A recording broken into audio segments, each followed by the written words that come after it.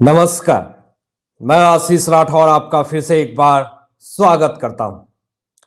कांग्रेस सरकार जो है, हालांकि कांग्रेस सरकार अब नहीं रही, कांग्रेस की अपना पार्टी दिख रही है। तो कहने का मतलब ये कि कांग्रेस पार्टी जो है वो विधानसभा चुनाव में भी हारती हुई जा रही है और लोकसभा चुनाव से पहले ही उनकी बुरी स्थिति होती हुई जा रही है। राजस्थान में बिल्कुल वही स्थिति है कांग्रेस पार्टी की, मध्य प्रदेश में वही स्थिति है, तेलंगाना में मैं आपको बताऊं कि नरेंद्र मोदी जी पहुंचे हुए थे। उन्होंने पूरी तरीके से कांग्रेस की बखिया उधेड़ करके रख दी। बौखलाहट में आकर के मल्लिकार्जुन खड़गे किस तरीके से भरी सभा में जो कार्यकर्ता, जो विधायक, जो नेता, जो जनता, इनकी वजह से आज कांग्रेस पार्टी जो भी बची खुची है उसको किस तरीके से, ये घटियापंथी तरीके से उनको कितना गलत शब्दों में उनको बदनाम करते हैं, बेइज्जती करते हैं। पहले आप इस वीडियो को देखिए जिसमें मल्लिकार्जुन खड़गे ने उस शिष्टाचार की सीमा को पूरी तरीके से खत्म करके रख दिया है। देखिएगा। जो चुप बैठो, अगर सुनना है सुनो, नहीं तो get out, don't talk that. आपको मालूम नहीं होता जो ये मीटिंग चल रही है, एक ऑल इंडिया कांग्रेस कमेटी का नेता बोल रहा है और तुम्हारे मुंह में तुमको जो होना वो कहते हैं। अगर सुनना है तो सुनो, नहीं तो अपने जगह को जाओ। भाई भाई भाई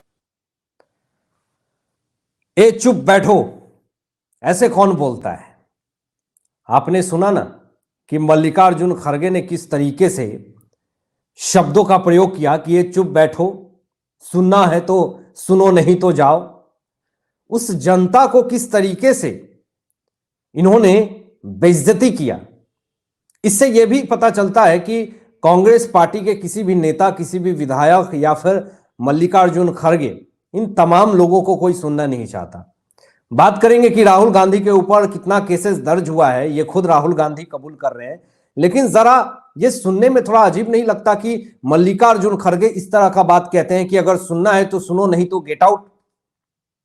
जो आपको सुनने आई है, जो आपको सम्मान करती है, उसको आप इस तरीके से कह रहे हैं। इस स्टेटमेंट से, इस वीडियो से ये देख करके पता चलता है कि पूरी तरीके से कांग्रेस पार्टी जो है वो बौखलाई हुई है और हारती हुई जा रही है। वो मल्लिकार्जुन कहते हैं कि ऑल इंडिया कांग्रेस कमेटी का मैं नेता हूं, बोल रहा हूं। आपको आखिर मानता कौन है कि आप ऑल इंडिया कांग्रेस कमेटी के नेता हैं? राहुल गांधी ने तो जगह जगह पे आपकी बेइज्जती की है और यहां पे लास्ट में यह भी कहा भाग। मतलब ऐसे कौन शब्दों का प्रयोग करता, शब्दों का चयन करता और इस तरह से आपने जनता को पूरी तरीके से बेइज्जती कर दी उनकी। क्या दोबारा वो जनता आपको सुनने आएगी? नहीं आएगी। अब यहां पे देखिए राहुल गांधी क्या कहते हैं। राहुल गांधी कहते हैं कि मुझ पर लगाए गए हैं 24 केस, मेरे लिए 24 मेडल है। मतलब ये 24 केस जो दर्ज हुए राहुल गांधी के ऊपर, इनके लिए ये मेडल है। यहां पर यह भी कहते हैं कि केसीआर पर कोई केस क्यों नहीं है, क्योंकि मोदी केसीआर एक है।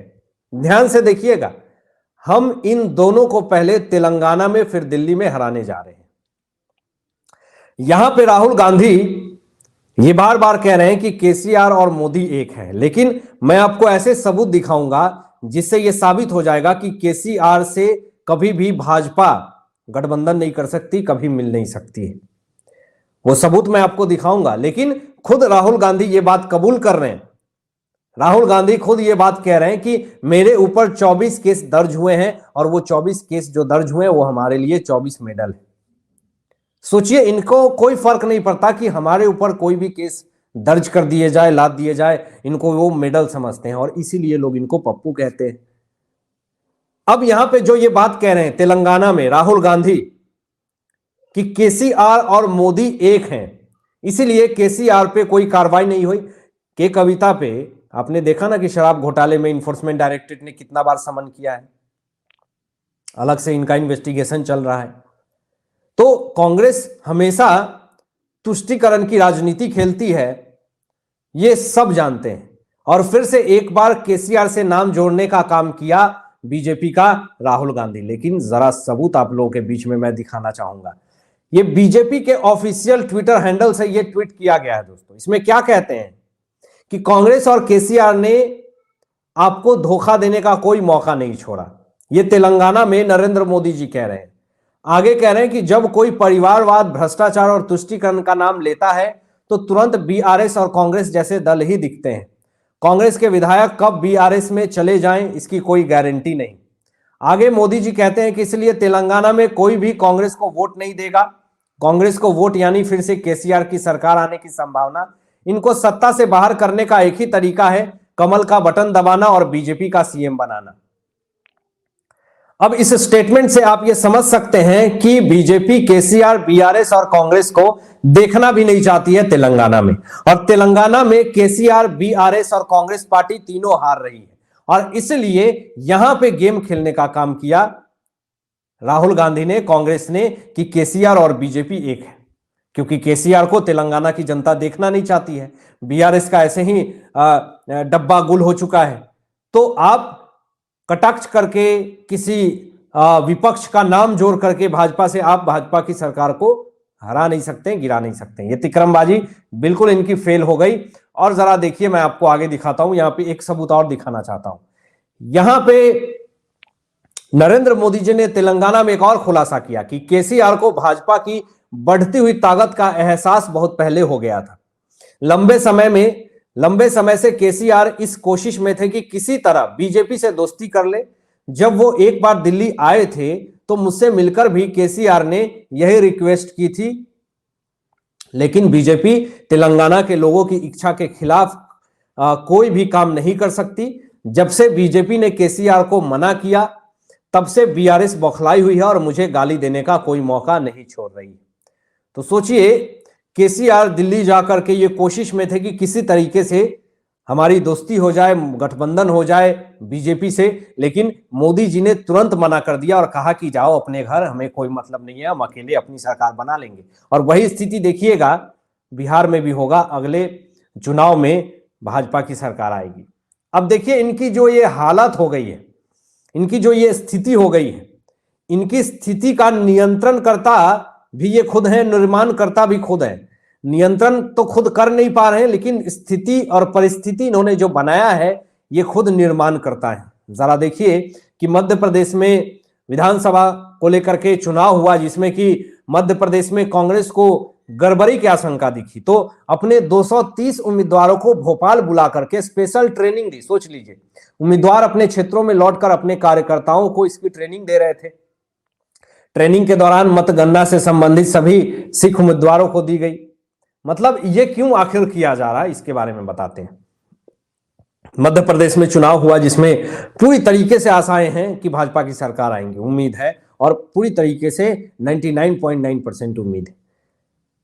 लेकिन यहां पर एक भोपाल में मीटिंग बैठाई गई जिसमें 230 उम्मीदवार थे। मतलब सोचिए ये क्यों बैठाया गया, क्योंकि इससे ये पता चल रहा था कि पूरी तरीके से कांग्रेस की सरकार जो है वो मध्य प्रदेश में उखड़ने वाली है। तो इसीलिए एक हाई लेवल मीटिंग बुलाई गई, सारे लोगों को बुलाया गया, इकट्ठा किया गया और सब लोगों को समझाया गया कि भैया कहां पे गलती हुई है, किसने क्या किया। और एक डर ये भी था कि जितने उम्मीदवार को बुलाए गए उसमें बहुत सारे उम्मीदवार आए नहीं, तो बगावत की भी आशंका थी। लोग बड़े मात्रा में इस्तीफा देकर के भाजपा में जाकर के शामिल होने का पूरी तरीके से मन बना रहे थे। लेकिन उससे पहले कमेटी बनाई गई और भोपाल में सारे लोगों को बुलाया गया। लेकिन जो कमेटी बनाई गई, 230 उम्मीदवार जो शामिल हुए, उसमें भी डाइवर्ट हुए लोग, तितर बितर हुए। तो कांग्रेस किस तरीके से अभी पूरे जहां पे भी चुनाव हो रहा विधानसभा को लेकर के पूरी तरीके से टूटती हुई, उखड़ती हुई दिख रही है। अब देखिए यहां पे राहुल गांधी ये कहते हैं कि मैं हर दिन बीजेपी से लड़ता हूं, मेरे खिलाफ 24 मामले हैं, लेकिन केसीआर के खिलाफ ईडी, सीबीआई और आईटी का एक भी मामला नहीं है। ये झूठ है। ये हर रोज, ये बात सत्य है कि ये हर रोज बीजेपी के खिलाफ बोलते हैं, बीजेपी से लड़ते हैं, लेकिन केसीआर के लिए भी बहुत सारे मामले हैं। इन्वेस्टिगेशन हुआ, के कविता के ऊपर भी इन्वेस्टिगेशन जारी है। तो ये कहना गलत है कि केसीआर पे कोई मामला दर्ज नहीं है। जो भ्रष्टाचारी है, जो जिसने देश के साथ गद्दारिता करी है, जो देश को गलत गर्त में ढकेलने की कोशिश कर रहा था, उसे सजा मिलेगी और मिल रही है। लेकिन यहाँ पे खुद राहुल गांधी ये बात कह रहे हैं कि मुझ पर 24 केस दर्ज है, मेरी छाती पर मेडल जैसे। तो ये मेडल मानते हैं उन तमाम 24 केसेस को। लेकिन मोदी के हाथ में रिमोट कंट्रोल है, ये बात कह करके खुद राहुल गांधी एक्सपोज हो गए। मोदी के हाथ में रिमोट कंट्रोल तो नहीं है, लेकिन मनमोहन सिंह जब प्रधानमंत्री थे तो सोनिया गांधी के हाथ में रिमोट कंट्रोल जरूर था। ये भाजपा ने पहले ही आरोप लगा दिया था और इसीलिए राहुल गांधी बिलबिला रहे हैं। और उसके बाद से देखिए कि सरकार इनकी आई नहीं। जब से 2014 में केंद्र में बीजेपी की सरकार आई, तब से कांग्रेस जो है वो पूरी तरीके से सत्ता से बाहर हो गई।